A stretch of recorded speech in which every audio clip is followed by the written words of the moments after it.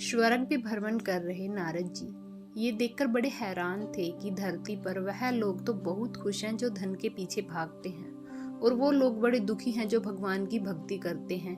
इस विचार से ग्रस्त नारद जी काफी परेशान हो गए और जब उनसे रहा नहीं गया तो वह सीधे पहुंचे बैकुंठ धाम इस प्रश्न का समाधान पाने के लिए भगवान विष्णु के पास।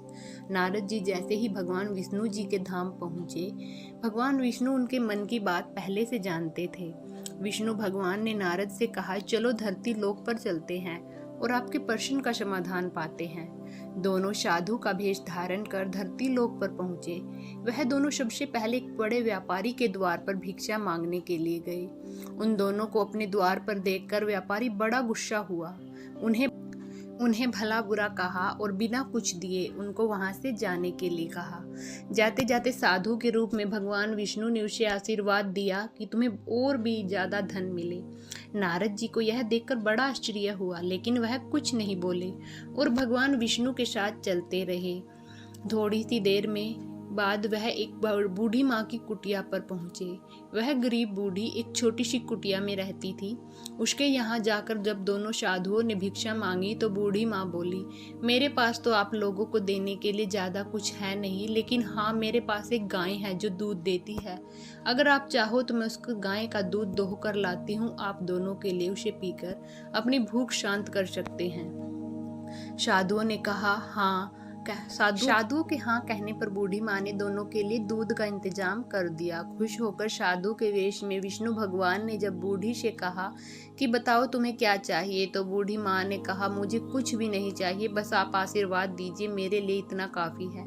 आशीर्वाद देकर दोनों साधु वहां से जाने लगे। तब जाते जाते विष्णु भगवान ने बूढ़ी माँ से कहा कि तुम्हारी गाय कुछ दिनों में मरने वाली है। वहां से थोड़ा आगे जाने पर नारद जी बड़े परेशान हो गए और विष्णु भगवान से बोले, यह कैसा न्याय है भगवान आपका? जिस व्यापारी ने हमारा इतना अपमान किया, हमें गालियां दिया, आपने उसे ज्यादा धन पाने का आशीर्वाद दिया, और इस बूढ़ी माँ ने जिसने हमारी इतनी सेवा की, हमारे लिए दूध की व्यवस्था की, उसे आप कहते हैं कि उसकी गाय जो कि उसे जीवन का आखिरी सहारा है वह भी मर जाएगी, ऐसा क्यों? नारद जी के सवालों को शांत करने के लिए भगवान जी ने चेहरे पर मुस्कान के साथ कहा, मैंने उस व्यापारी को जो आशीर्वाद दिया, दरअसल वो उसके लिए शाप था। उस व्यापारी का मन पूरी तरह से धन कमाने में फंसा हुआ है। अगर उसे और ज्यादा धन मिलेगा तो वह आखिरी समय तक उसी धन के पीछे भागता रहेगा और अगले जन्म में सांप बनकर उसके पास कुंडली मारकर बैठा रहेगा। रही उस बूढ़ी माँ की बात, तो कुछ बूढ़ी माँ का पूरा ध्यान अच्छे कामों में और भगवान भक्ति में था। हाँ, सिर्फ थोड़ा सा मन उसका उस गाय में अटका हुआ था और वह अपने आखिरी समय में उस गाय के मोह में यह चिंता करती रहती कि उसके जाने के बाद इस गाय का क्या होगा, क्या कोई उसे हानि पहुंचाएगा या मार डालेगा, और वह पूरी तरह से मुक्त नहीं हो पाती। बस यही कारण था कि मैं चाहता हूँ कि आखिरी समय में उसका ध्यान पूरी तरह मेरी तरफ रहे, ना कि इस गाय की तरफ। भगवान विष्णु के समझाने के बाद और इस पूरी घटना के बाद नारद जी का मन पूरी तरह से शांत हो गया और वह खुशी खुशी स्वर्ग लौट गए।